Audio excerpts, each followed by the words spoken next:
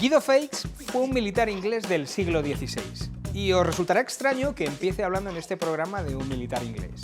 Dadme un momento y lo entenderéis. Decía que Guido Fawkes fue un militar inglés del siglo XVI que en el año 1591 cruzó el Canal de la Mancha y se unió a las tropas españolas para luchar contra los Países Bajos y posteriormente contra Francia. 3 siglos después, a Alan Moore y David Lloyd se les ocurrió recuperar a Fawkes. De oportunidades, de riesgos, de incertidumbre y de un cómic y una película de culto, vamos a hablar hoy en Mitos del Trading.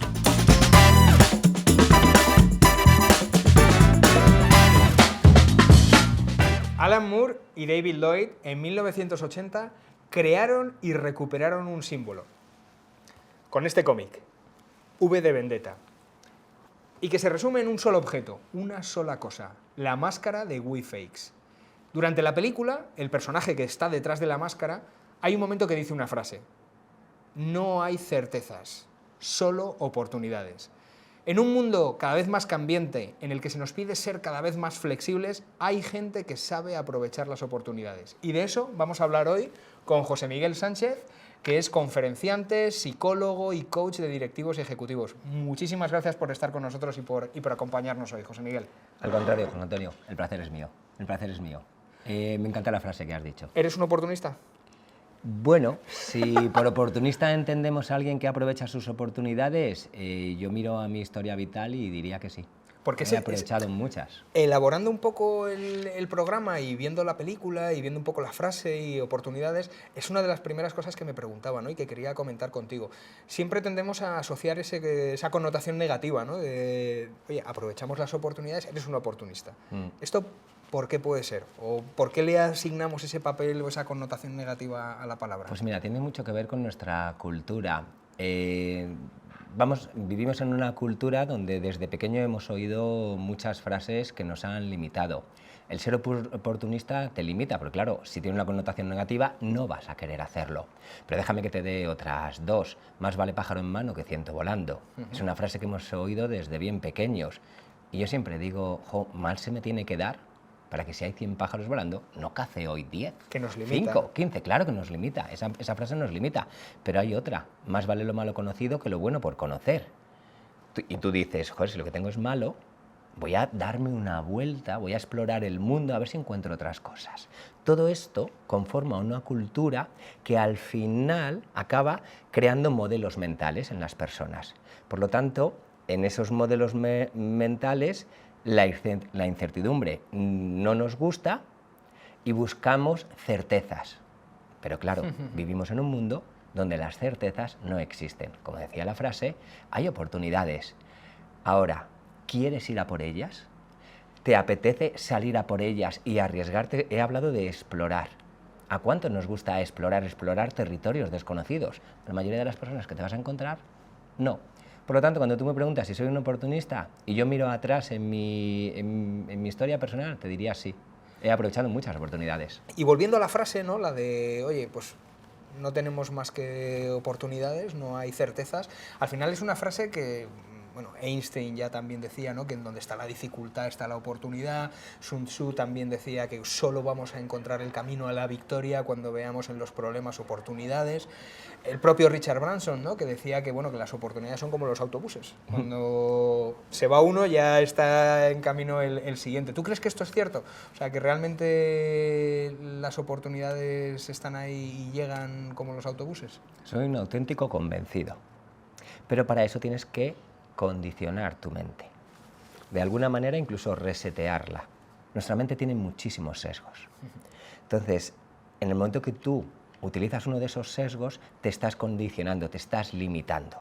Con lo cual, olvídate ya de las oportunidades. Cualquiera de las frases que has dicho, la de Branson, que me parece buenísima, de oportunidades, la de Einstein, hay otra que decía, locura es tratar de conseguir un objetivo diferente haciendo siempre lo mismo. Entonces, hablaba mucho de... Que es lo que hacemos todos. Claro, hablaba mucho de ese explorador. Entonces, en el momento que los sesgos toman el mando, olvídate ya de arriesgarte, de ir a por aquel objetivo que podrías ir. Por lo tanto, lo que hay que aprender es a recondicionar, a resetear tu cerebro e identificar los miedos reales. Es decir, si yo te pregunto ahora mismo a qué deberías tener miedo, más allá de conducir en Madrid a día de hoy, pues tenemos pocas cosas, que nos caiga una maceta paseando, pero no hay muchos riesgos reales.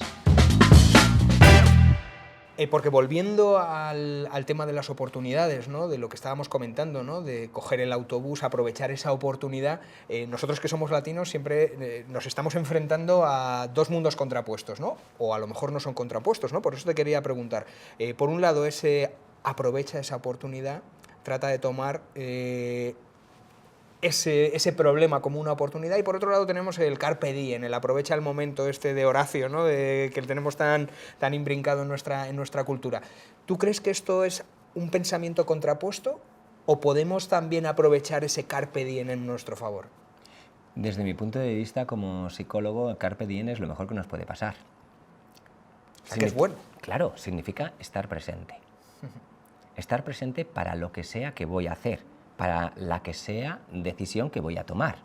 Por lo tanto, en el momento que tú tienes toda la información y estás presente y no estás a estímulos externos que no tocan, tú la decisión que tomes será la que quieres tomar, que muchas veces las decisiones que tomamos no son las que de verdad queríamos tomar, por esa parte irracional. Por lo tanto, el carpe diem, el estar presente, el aprovechar el momento, desde mi punto de vista, es algo que deberíamos hacer habitualmente los seres humanos. Mejor nos iría, incluso puedo añadir. ¿Por qué? Porque vivimos demasiado tiempo en el futuro, a ver qué pasa, a ver si dentro de un año, y anclados al pasado. Claro, es que como me pasó esto, ahora esto me condiciona. Por lo tanto, ese carpe diem es aprovechar el momento, que no va a volver a pasar. Esta entrevista no volverá a pasar. Aunque mañana volviéramos a hacerla, no sería la misma entrevista. Entonces, cuando hablamos de cualquier decisión que estamos tomando, aprovechar el momento, estar presente, tener la información te va a ayudar a tomar la decisión. ¿Eso quiere decir que el éxito está asegurado? Nunca, esto es como en el deporte. Tú tienes que conseguir dar lo mejor de ti, jugar tu mejor partido. Elige el deporte que quieras, jugar tu mejor partido. Y luego está la suerte, está el rival, está la canasta, está la red, los palos, etcétera, etcétera, etcétera. Pero lo que sí puedes y debes pedirte a ti es jugar tu mejor partido. Has hablado, José Miguel, de estar presente y me parece un concepto muy importante. Bueno, no sé si sabes que Alan Moore no quiso aparecer en los títulos de crédito. Él estaba muy descontento con lo que se había hecho con su obra, con el cómic. Por lo visto está descontento con todas las obras que se han pasado al cine. Pero sí que me parece interesante en esa traslación del cómic, la película, el libro, película, y esto veo que se refleja un poco también con nosotros mismos, ¿no? Un poco el yo que somos nosotros de cara a los demás y el yo que somos nosotros y el yo auténtico, ¿no? ¿Cómo crees que a lo mejor... ¿Crees a lo mejor que nos estamos autolimitando y crees que podríamos crecer mucho más si dejamos más paso al cómic para que vaya a la película? Lo que pasa es que entonces no sería políticamente correcto. Y ahí es donde entra la limitación que nos ponemos. ¿Cómo resolvemos esa limitación? A través del autosabotaje. Es decir, acabamos diciendo, bueno, pues esto es lo que me tocaba o esto es lo que me tenía que pasar, etcétera, etcétera. Este ejemplo que cuentas me parece muy interesante porque al final, en el cómic, probablemente Moore lo que hizo fue dar rienda suelta a su creatividad. Y en la película, esa creatividad se paró. Si estuviera aquí Freud, él te hablaría del yo, del ello y del superyo. El superyo es el juez, es la película. Y el ello es el cómic. Como no está aquí Freud, no vamos a hablar de psicoanálisis, sí que es verdad que muchas veces creemos que lo que van a pensar los demás es más importante que lo que voy a pensar yo. Por ejemplo, hay otro sesgo que tiene que ver con estoy perdiendo, y en vez de salirme, la aversión a la pérdida. Me quedo, la aversión a la pérdida. Y eso tiene que ver mucho con el sentimiento de fracaso. ¿Qué van a pensar los demás si me salgo habiendo perdido un 10%? Con lo cual me quedo y ya voy perdiendo por un 40 o un 50. Llevándolo a nosotros, yo te diría, mientras no hagas daño a otras personas, disfruta de la vida. Porque esto acaba mal. Es decir, esto que llamamos vida acaba mal. Es decir, todos sabemos cómo acaba. Por lo tanto, todos esos momentos que te lleves de disfrute, de decisiones propias, tomadas por ti, estando presente, conociéndote bien, bueno, pues eso, mientras no hagas daño a nadie, eso que te llevas y eso que disfrutas tú. Justo eso que comentabas de la aversión a la pérdida es algo que pasa muchísimo en el trading y de hecho hay estudios psicológicos que demuestran que para que tú tengas, para que tú recuperes mentalmente cada euro de pérdida, tienes que tener 2 euros de beneficio, o sea, el doble. Tienes que doblar la ganancia para superar lo que te ha supuesto la pérdida, ¿no? Sí, sí. Y volviendo un poco también al trading y a esos sesgos psicológicos, sí que vemos que en lo que son oportunidades, aprovechar esas oportunidades, vemos 2 mundos diferentes. Por un lado, gente que está continuamente en la zona de confort, que no toma decisiones, que vive su mundo más limitado, pero aparentemente exento de riesgos, y otra gente que es adicta a la adrenalina, que está tomando oportunidades continuamente. ¿Cuál crees que es el punto de equilibrio? ¿Dónde deberíamos movernos? Pues me encanta que te refieras a la zona de confort y su opuesta, a las personas que les gusta la adrenalina. Yo he escrito 3 libros y en los 3 hablo de que la zona de confort no es tal, sino que es una zona de dolor. ¿A qué me refiero? Nos gustaría salir de ella porque hay sufrimiento, pero no nos atrevemos. ¿Por qué no nos atrevemos? Porque cuando nos asomamos un poquito, lo que vemos es la incertidumbre de la que hemos hablado al principio de la charla. Vemos esos miedos, esa zona de miedos.